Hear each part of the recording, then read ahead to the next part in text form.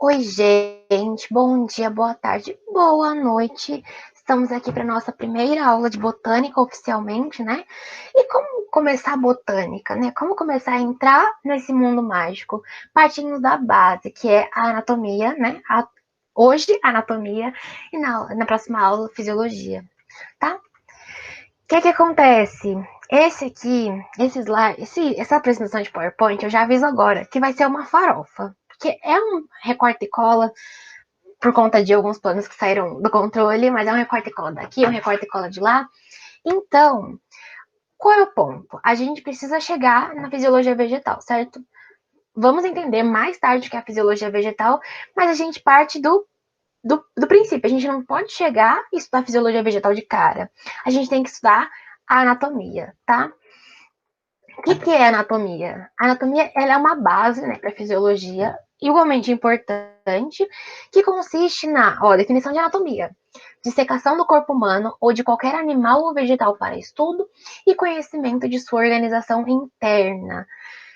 Para nós, dissecação do corpo humano, dissecação do animal é irrelevante. A gente quer saber de planta, a gente quer saber de briófita, de pteridófita, de monocotiledônia, de dicotiledônia, que são grupos de angiospermas. Queremos saber também de gimnospermas, tá? E por que a gente vê anatomia antes de ver fisiologia? Porque como que você vai entender o processo, né? Porque a fisiologia ela estuda processo, os processos que ocorrem na planta e como que a planta também interage com o ambiente, por exemplo. Mas como que você vai entender os processos que ocorrem dentro da planta se você nem sabe como que é dentro da planta? Você não sabe por enquanto, porque você vai descobrir. Vem comigo, vem na minha. Não desiste de mim, não desiste da botânica. Vamos seguir juntos e Shallow Now, certo? Aqui, por exemplo, a gente tem uma fotinho do milho, né? Milho, uma coisa bonita. Uma monocotiledônia, se eu não me engano. Não, talvez seja uma dicote, mas eu acho pouco provável que seja dicote. Acho que é monocote. Enfim, a gente olha isso aqui, é tudo muito macro, né? A gente bate o olho e fala, ok, um milho. Beleza. Aqui, ainda assim, é muito macro, né? Então, a gente vê a lâmina, a gente vê o colar, a bainha, isso aqui dentro. Isso aqui é uma parte do milho, né? Uma parte da estrutura. Só que aqui, você não vê nada parecido assim, tipo, macroscopicamente. Você não tá andando na rua, tipo, nossa, que coisa bonita, né? Que coisa legal. Não vê. Por quê? Porque isso faz parte da estrutura interna da planta, tá? Então, é isso que a anatomia estuda, tanto essa morfologia externa quanto interna. Então, ela quer saber como que a planta é por dentro, como que a planta é por fora, como ela se organiza, qual é a relevância disso, tá? Isso aqui, só para a título de curiosidade, isso aqui é um corte de caule. Então, eu tenho caule, é um corte transversal. Então, eu tenho caule, eu peguei o caule e passei a faca nele assim. E eu tô olhando como ele assim, certo? Enfim, antes da gente falar, então, de qualquer outra coisa, a gente precisa definir a organização básica de uma planta, certo, gente? Não dá pra falar, vamos começar pela raiz. A gente precisa saber como que é o todo. Uma planta, ela tem três constituintes principais: raiz, caule e folha. Aí você vai falar, ah, professora, mas eu ouvi falar que briófita não tem raiz, caule e folha, mas briófita é planta. O que acontece? Briófita é uma planta mais primitiva, digamos assim, não primitiva, mas menos desenvolvida, teoricamente, menos complexa, talvez, que os grupos como pteridófitas, gimnospermas e angiospermas, e ela realmente ela não possui tecidos verdadeiros. Ah, calma, o que é tecido? Vamos chegar lá. Ela não possui tecidos verdadeiros, então a raiz da briófita, ela não é uma raiz, é um rizoide. O caule da briófita não é um caule, é um cauloide, tá? Enfim, e nem todas as plantas têm flores, sementes e frutos, por exemplo. Flores e frutos é uma característica que só um grupo de plantas tem, que são as angiospermas. Angiospermas são plantas perfeitas, superestimadas, né? Extremamente superestimadas, que têm flores e frutos, tá? Sementes só algumas plantas têm, então das gimnospermas para cima. Enfim, e aí aqui a gente tem que a raiz é o primeiro órgão a aparecer. Essa raiz ela pode ser primária, que é a raiz diretamente derivada do embrião ou e e no caso, pode ser uma raiz secundária, uma raiz lateral, que ela pode vir de outras partes da planta. Por exemplo, a gente tem a raiz adventícia, que ela vem do periciclo, que é uma região no cilindro vascular, que eu vou passar no próximo slide, talvez. Próximo slide não, acho que talvez demore um pouquinho, porque a gente já fala de tecido ainda, né? Mas, enfim, partindo então da estrutura principal, estrutura, organização básica. A gente tem a flor, né? Que gente, socorro. A gente tem a flor, que aqui no caso é uma planta completa. A flor, o conjunto de flores é chamado de inflorescência, tá? Enquanto que o conjunto de frutos, por exemplo, é chamado de infrutescência. Na planta, a gente tem um caule, a gente tem e esse caule ele é dividido em nós e entre nós, tá? A gente pode ter gemas axilares, tem folha, tá bom? O que mais? Fruto, enfim. E uma curiosidade, né, é que assim, essa gema apical, vocês estão vendo aqui essas gemas axilares, ela impede que as gemas axilares se desenvolvam. E quando a gente corta a gema apical, ela faz com que essas coisas aqui, essas gemas axilares, virem raminhos, virem ramos, realmente, tipo, como se fosse uma coisa assim. Tá? Agora vocês podem ir pensando no porquê que isso acontece. Quais são as hipóteses de vocês? Fica aí o questionamento que só vai ser resolvido na semana que vem, tá? E, de uma maneira geral, todos esses órgãos, enfim, essas coisas, desempenham funções super importantes para a planta, tá? Tá, eu falei para vocês, né, um negócio ali, falei de tecido, né? Do que as briófitas não têm tecidos verdadeiros. O que são tecidos? Os tecidos, eles são constituintes do interior das plantas, interior, tanto interior quanto exterior, né? Que a planta só é aquela planta porque ela tem tecido, e eles desempenham algumas funções, tá? Por exemplo, não. A gente tem dois tipos de tecido principais: o tecido embrionário e o tecido adulto. O tecido embrionário, ele é dividido em meristema primário e meristema secundário, enquanto o tecido adulto é dividido em sistema fundamental, vascular e de revestimento. Quando a gente fala de meristema primário, a gente está falando do meristema que fica no ápice caulinar, ou no ápice da raiz. Ele é um meristema de crescimento, tá? Mas é um crescimento em altura. A planta vai crescer assim, ela vai alongar. E nessa região meristemática, a gente tem várias células que estão em processo de divisão, tá? E elas têm uma alta capacidade de se multiplicar. Então, ela vai... Estamos lá pleníssimas, ele se divide, tá bom?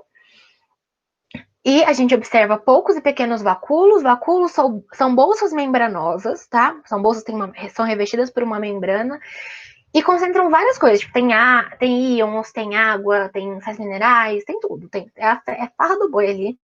E fica dentro da célula vegetal. E aí, no caso das células meristematicas, eles são pequenos e poucos. Eu vejo um núcleo central e grande, parece até que a célula está pintadinha. E, como eu já falei, promove um crescimento em altura, tá?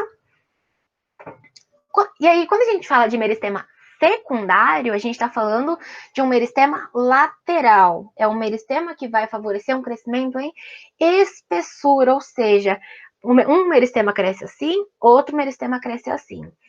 E ele tem o meristema primário, ele tá lá, se dividindo.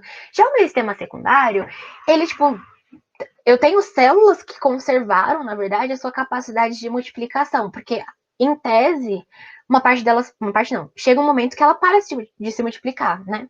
Isso acontece por sinalização e tudo mais. Ele para de se multiplicar. Só que tem células que falam, não vou parar, vamos aqui, vamos seguindo o nosso baile aqui. E eles são capazes de produzir novos tecidos, tá?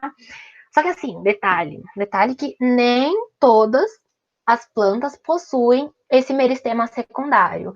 Quando a gente pensa em meristema secundário, uma coisa prática, pensa na madeira, pensa no tronco da árvore. Ele é fruto de crescimento secundário, tá?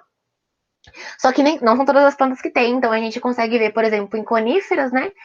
Gimnospermas grandes, pensando aqui nos pinheiros, por exemplo, e pinheiros, araucárias, e nas dicotiledôneas, que é um dos grupos das angiospermas. Monocotiledôneas, que é outro grupo, no caso, não tem esse crescimento secundário, tá?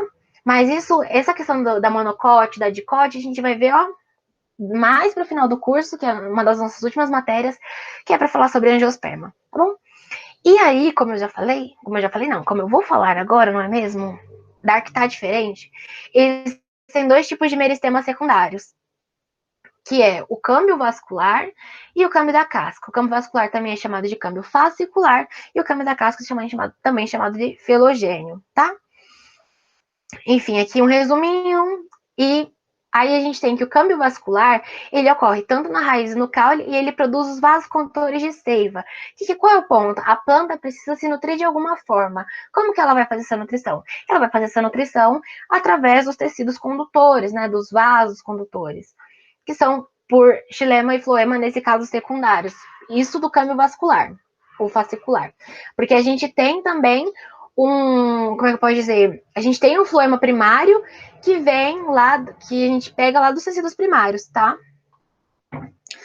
Que a gente pega dos tecidos primários, que a gente tem essa presença dele, esse desenvolvimento lá dos tecidos primários, tá? Da questão do procâmbio, que eu vou comentar no slide que tem um esquema geral. E aí, o que acontece? O xilema, né, ele é um vasocondutor de seiva bruta. Essa seiva bruta, ela é uma seiva composta por água e sais minerais, enquanto que o floema é um condutor de seiva elaborada. Então, essa seiva elaborada, ela é realmente elaborada, ela é feita, é muito perfeita. E ela vem por compostos orgânicos produzidos pela fotossíntese, tá? Outro detalhe, da onde que vem a madeira, então? Porque até agora eu só falei de xilema e floema. Cadê a madeira? Cadê a madeira? A madeira, ela vem do campo da casca, que é o filogênio. E o filogênio, ele tem uma divisão diferencial. Aqui, por exemplo, no texto. Ó, a gente tem ali as células mais internas, tá? Que elas são um filogênio. Para fora do filogênio, a gente tem a produção de suber, que é a cortiça, também é aquela parte do tronco, aquelas células mortas que a gente observa. E para dentro, a gente faz a periderma, tá? Só que assim, o tecido não fica jovem para sempre. Ainda que ele seja secundário, ele não fica jovem. Esses tecidos, eles vão amadurecendo. Eles vão amadurecendo. Então, eles chegam ao ponto de tecidos adultos, que eles são tecidos diferenciados, então as células, elas têm uma função bem definida e eles podem ser mortos ou não. Os tecidos adultos, eles se dividem em três tipos. No sistema fundamental, o sistema vascular e o sistema de revestimento.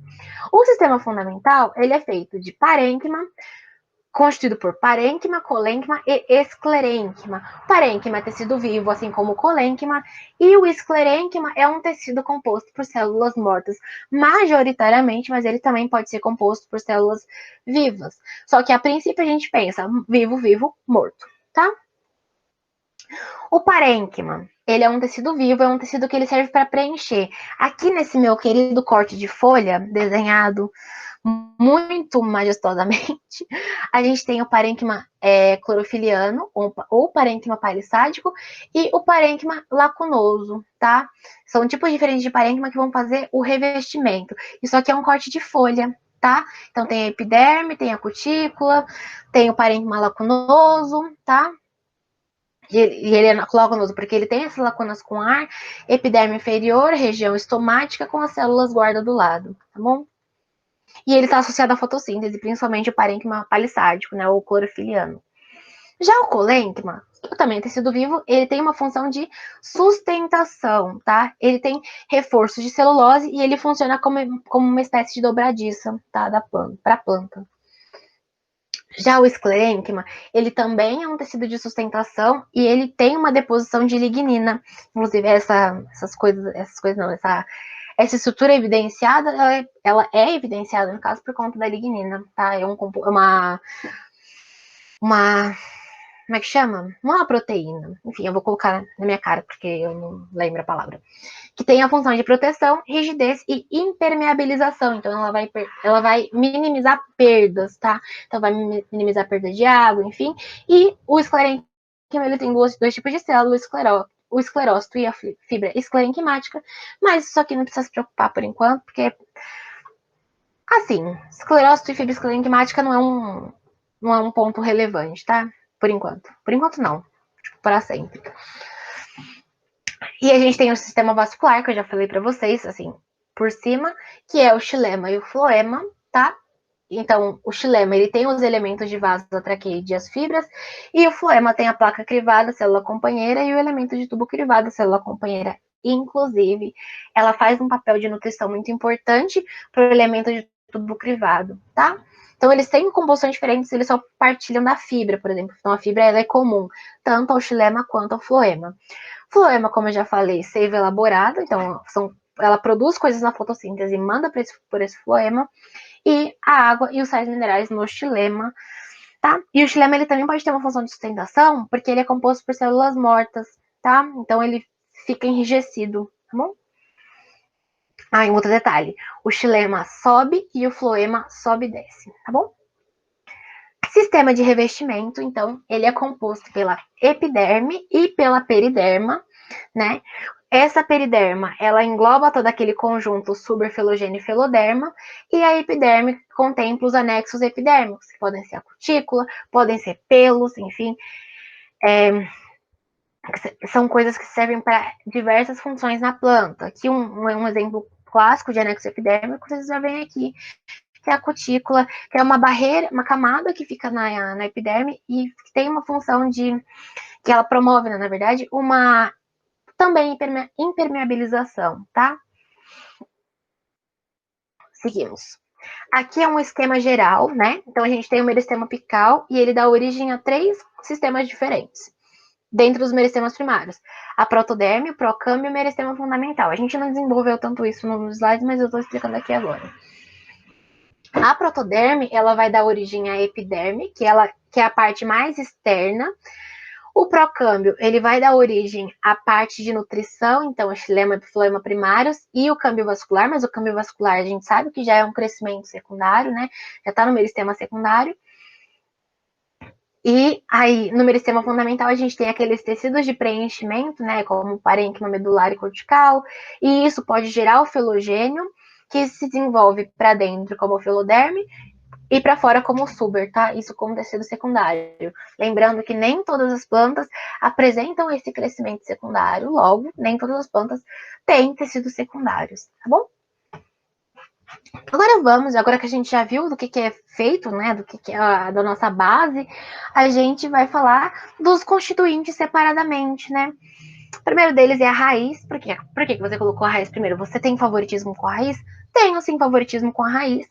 A raiz é o primeiro órgão a aparecer e ela tem uma função muito importante para a fixação da planta no solo, tá? Então a planta ela precisa estar aderida para conseguir fazer as suas funções, para conseguir manter o seu crescimento, para captar nutrientes, para absorver água e tudo mais. Ela não pode estar só jogada, né? Ela tem que estar bem aderida. E a raiz ela também tem uma função muito importante, que é a absorção de água e sais minerais, tá? E, além disso, tem raízes que elas conseguem armazenar substâncias, por exemplo, tem raízes que armazenam amido, tá? Ela serve também para a condução de seiva, né? Porque a gente vê que a gente tem um vaso de xilema no meio e vaso de floema. Lembrando que o xilema ele vem da raiz e vai para as folhas, e o floema ele vem das folhas e vai para a raiz preferencialmente, mas ele também pode ir no sentido contrário, então da raiz para as folhas, tá bom? E aqui a gente tem que a raiz, essa é a estrutura externa da raiz, né? A gente vai olhando, a gente pega a raiz, vai tirar a raiz, tô olhando ela assim. A gente vê essa estrutura da raiz e vê que ela é dividida em zonas, né? Então a gente tem aqui uma zona de multiplicação. Multiplicação não é esse nome. Enfim, é uma zona que a gente tem ali o meristema, a zona meristemática, né? Que a gente tem o meristema, apical radicular, e tem essa coifa. Aqui, o que é essa coifa? Essa coifa, ela é uma estrutura que serve para fazer uma proteção mecânica do meristema. Então pensa, porque a raiz ela tá crescendo para baixo, tá crescendo, tá crescendo, tá crescendo. Mas vocês não concordam comigo que conforme ela vai crescendo, ela vai atritando com o solo? Só que atritar pode danificar o meristema. Isso não é interessante para a planta, ela não quer danificar o meristema dela. Então o que vai acontecer? Ela tem uma proteção, e que é a coifa, e essa coifa impede que o meristema seja danificado, então que ela consiga crescer íntegra, tá? A gente tem aqui uma zona também, que é a zona dos pelos radiculares, né? A zona de absorção. E essa zona de absorção, ela serve justamente para viabilizar a absorção e aumentar a superfície, tá? Porque o pelo, ele tem dobrinhas, igual as nossas microvilosidades do intestino. Elas vão servir para aumentar a superfície de absorção, tá? Então, se eu vou conseguir absorver mais nutrientes. Pelo radicular é a mesma coisa. Então, antes eu poderia ter uma superfície assim, mas eu vou ter uma superfície assim, ó. Então, eu tenho como captar mais coisas do ambiente, tá? Tanto água quanto sais minerais. O periciclo aqui que eu falei para vocês anteriormente, que da onde podem vir raízes laterais, tá? Estrias de caspa, eles servem para impermeabilizar o meio, então, para fazer uma seletividade maior, tá? Nessa raiz, então, não é qualquer coisa que entra na raiz, certo? Aqui a gente tem o córtex, que ele é composto majoritariamente por parênquima, dependendo da situação. E aqui mais externamente a gente tem a epiderme, que a gente adora epiderme. Nós temos epiderme, essa porção mais exterior da nossa pele é a epiderme. A planta não é diferente, a planta merece ter uma epiderme, ter uma proteção, tá bom? Como nem todos são flores, a gente tem algumas considerações a fazer, né? Nem todas as raízes são iguais. Nem todas as raízes são iguais, então a gente tem alguns tipos de raiz. A gente pode dividir em 3 grandes grupos: raiz subterrânea, raiz aérea e raiz aquática. A raiz subterrânea é aquela que está enfiada no chão, basicamente. A raiz aérea é uma raiz que está fora do solo, e a raiz aquática é uma raiz que está ou flutuando na água ou está dentro da água, geralmente dentro, né? Senão não seria aquática, não seria aérea, certo? Raiz aquática, então, a raiz está dentro da água. Raiz subterrânea, então, vamos falar do nosso primeiro tipo de raiz. A raiz subterrânea, ela pode ser de algumas maneiras. As principais são a raiz axial, também chamada de pivotante. É uma raiz que ela possui um eixo central com algumas ramificações. Podem ter umas ramificações, não tem problema, mas ela tem um eixo central bem definido. Quando você bate o olho, você fala: ah, isso aqui é uma raiz. É uma raiz. Como é que eu posso dizer? É uma raiz com eixo central, então é uma raiz axial ou pivotante. Já tem raízes que não têm um eixo principal, que são as raízes fasciculadas. Parece assim parece cabelo, tufos e tufos de cabelo, que vocês não conseguem definir, nossa, qual é o principal, qual é o secundário. Não tem como você definir. Você vai ficar lá pensando, nossa, ok, vamos seguir o baile. E aí a gente tem outro tipo de raiz, que é a raiz tuberosa. Lembra que eu falei para vocês que a gente tem um tipo de raiz que é especializada em armazenamento de reserva? Então, essa raiz tuberosa, ela armazena material de reserva. A beterraba, por exemplo, é um tipo de raiz tuberosa. Já a axial tuberosa é uma raiz mista, né? Então, se ela é axial, ela tem um eixo central. Se ela é tuberosa, ela tem armazenamento de reserva. Logo, ela é central com armazenamento de reserva. Mesma pegada à fasciculada tuberosa. Ela é fasciculada, então ela não tem um eixo central, e tuberosa. Então, ela não tem um eixo central e faz armazenamento de reserva. Tudo bem? Já a raiz aérea, né? A raiz que tá ali, né? Pra gente ver. Pra gente ver, não, né? Pra gente ver sim, que a gente não. Calma, pra gente ver, né? Essa raiz, ela pode ser de alguns tipos, como a raiz respiratória ou pneumatóforo. É uma raiz que serve para aeração da planta, tá?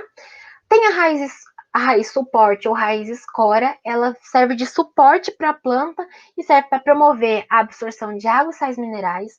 A gente tem também as raízes estrangulantes, tá? Que elas são raízes que elas impedem o crescimento da planta e também a circulação dela. Então, o mata-pau, por exemplo, o mata-pau, ele envolve a planta e ele meio que aperta, então ele impede que a seiva circule. Já a gente tem outro tipo de raiz, que é a raiz sugadora, tá? Que é uma raiz que suga a seiva bruta ou elaborada da planta. Então, ela consegue entrar na planta e se nutrir da sua seiva. Já a raiz aquática, que é a raiz aquática, não tem uma derivação nisso, é uma raiz que vai auxiliar na flutuabilidade da planta e elas são muito parecidas em estrutura com as raízes terrestres, tá bom? Seguimos o baile com o caule. O caule, ele serve para sustentação de ramos, folhas, flores e frutos, além de condução de seiva, e o caule também faz armazenamento de reserva. Um tipo muito comum, né, de caule que faz armazenamento de reserva, talvez, seria a suculenta. A suculenta, ela tem um armazenamento de água, por exemplo. Então, ela faz uma reserva de água porque as condições ambientais dela não são favoráveis para não ter um armazenamento. Ela precisa daquilo para poder manter a sua sobrevivência, digamos assim. O que acontece? Essa aqui é a estrutura básica do caule. Então, eu tenho o caule. O caule, ele é dividido em nó, entrenó, nó, entrenó. O nó é onde sai um ramo, tá? Então, eu tenho um ramo. Então, aqui tem um ramo, então aqui obrigatoriamente é o nó. O espaço em que não tem nada, no ramo não tem nada, é o entrenó. Então, nó, entrenó, nó, entrenó, nó. E a gente também tem algumas gemas, que é a gema apical, que eu já falei para vocês, já joguei aqui um quezinho da curiosidade, né? Por que ter uma gema apical não rola, não desenvolve as gemas laterais? Reflitamos para a próxima aula, viu? Fica aí o questionamento. E a gente tem folhas, né, presas a esse caule. E essas folhas, a gente vai falar delas daqui a pouco, mas elas têm nervura, já tô adiantando. Isso aqui é um corte transversal de caule, então a gente consegue observar alguns dos tecidos que a gente comentou, né? Aqui a gente vê parênquima, a gente tem aqui o feixe vascular, né, nessa região, mas aqui não. Aqui é o parênquima medular, né? A medula é a porção mais interior da planta. E aí aqui tá revestido por parênquima medular. Aqui, esse aqui é o nosso cilindro vascular. E no cilindro vascular a gente tem feixes vasculares. Então aqui a gente tem uma combinação de xilema e de floema, tá? Aqui a gente tem a epiderme, mais exterior. E também tem colênquima, que é um dos tipos de tecido de sustentação, né? Do lado do meristema fundamental, tá bom? E aqui a gente tem um corte de caule de milho, tá? Esse caule, ele traz uma informação interessante pra gente, que é não é interessante, assim, mas é mais uma curiosidade botânica, digamos assim, que os caules de monocotiledônia, tá? Que é um dos grupos de angiosperma e de cotiledônia, ele é diferente. Aqui, nesse caule, é um caule de monocotiledônia. Como que eu sei que é um caule de monocotiledônia? Porque você não observa a formação de um feixe vascular. Isso aqui é um caule de cotiledônia, isso aqui de monocotiledônia. Então ele fica todo espalhadinho assim, tá? Aqui não, aqui você observa claramente um feixe vascular, tá? Bem fofinho, bem gracioso, não é mesmo? Um mimo. Como nem todos são flores, também temos alguns tipos de caule na mesma pegada: caule subterrâneo, caule aéreo e caule aquático. O caule subterrâneo, ele também pode ser chamado, é dividido em 3 tipos, que é o rizoma, que o rizoma é um tipo de caule subterrâneo que tem um crescimento horizontal, tá? Como o da samambaia. Já o caule é um caule chamado tubérculo, que é um outro caule subterrâneo. Ele acumula material de reserva, como batata inglesa e o inhame, e os bulbos eles têm um formato achatado e também acumulam material de reserva. Já em relação aos caules aéreos, que são os mais comuns, a gente tem vários tipos. A gente tem o tronco, né, que a gente pensa na planta mesmo, aquele tronco bruto, que ele é robusto e ramificado no ápice. A gente tem a estipe, que é como a palmeira, então ela tem um ápice caulinar, ela tem um caule que segue normalmente, não tem ramificação, e chega na ponta e tem um tufo de folhas. Já a haste, ele é um caule delgado, então ele é mais fininho, e ele é pouco consistente, como o caule da couve, tá? O colmo é o caule do bambu, né? Que é um caule dividido em gomos. Meu Deus, cachorro. É um caule dividido em gomos, né? E esses gomos, eles são os entrenós, né? São os nós e entrenós que a gente vê no caule do bambu. Já os estolhos, eles são os caules rastejantes e frágeis, como o caule do morango, trepadores ou volúveis. São caules que crescem em formato de fio de telefone, então um formato mais helicoidal. E o caule escandescente sarmentoso, que é um caule que forma gavinha, que também é um tubinho, também tem formato helicoidal, como o chuchu, por exemplo. Já o caule aquático, ele é aquático, né? Não tem nenhuma designação mais forte. E uma característica dele é que ele armazena o ar para a planta flutuar. Um exemplo de caule aquático é a Vitória Régia, tá?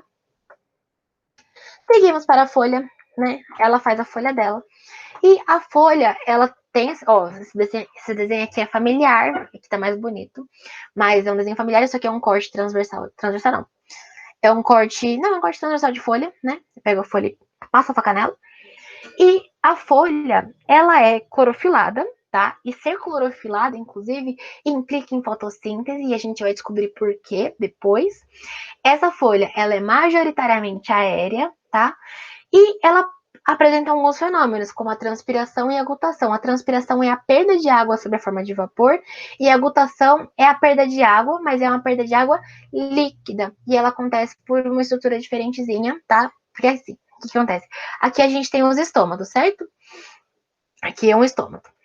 E esse estômato, ele é um estômato normal, mas a gente tem estômatos adaptados, que são os estômatos aquíferos, que são chamados também de hidatórios. Então, existe uma pressão que o vaso condutor de seiva faz, seiva bruta, né, o xilema, que faz com que a gente tenha perda de xilema pelas pontinhas. Eu vou colocar uma foto aqui, tá? A planta também faz a folha, né? Também faz a respiração celular, que é um processo que a gente vai ver daqui 2 aulas, né? 2 aulas contando com essa. Então, essa, a próxima não, na outra. E elas podem ser adaptadas para reprodução. Inclusive, flores são folhas adaptadas para reprodução. E elas também podem ser adaptadas para nutrição. Então, as plantas carnívoras, aquilo lá é uma folha. Então, é uma folha que ela tem um fenômeno que eu vou explicar depois. O inseto chega, ela fecha e ela secreta enzimas digestivas para se alimentar, né, dos aminoácidos que estão presentes naquele organismo, tá bom? E essas folhas também podem fazer armazenamento. Aqui é uma estrutura simples de folha, né? Que a gente tem o limbo, que é a nossa folha propriamente dita. Tem o pecíolo, né, que é esse cabinho, e a estípula, que vai fazer a proteção do pecíolo, tá bom? Uma folha, ela pode ser simples ou composta. No caso de folha composta, uma folha composta, ela pode conter vários folíolos, tá bom? Essa aqui é uma folha tripartida, mas não é que isso é uma folha, isso é outra folha, isso é outra folha. Não, isso aqui é uma folha só que tem vários folíolos, tá bom? E aí, a gente para por aqui, né? Porque isso aqui é conversa para a próxima aula. Então, já deixo para vocês o questionamento. Visto isso, é importante nos questionarmos como que uma planta sobrevive? Quais são os processos envolvidos para a manutenção da sua vida, meu gafanhoto? Da sua vida, não a sua, meu gafanhoto, da vida das nossas queridas plantas. Fica aí o questionamento. Deixo claro aqui que estamos juntos nessa, não, vocês não estão sozinhos, né? Porque, assim, ficou um pouco redundante, acabou de ficar um pouco redundante, mas é do meu coração. Estamos juntos nessa, não desistam de mim, que eu não vou desistir de vocês, porque a gente tá aqui juntos e muito shallow now, tá bom, gente? É isso, beijinhos de luz.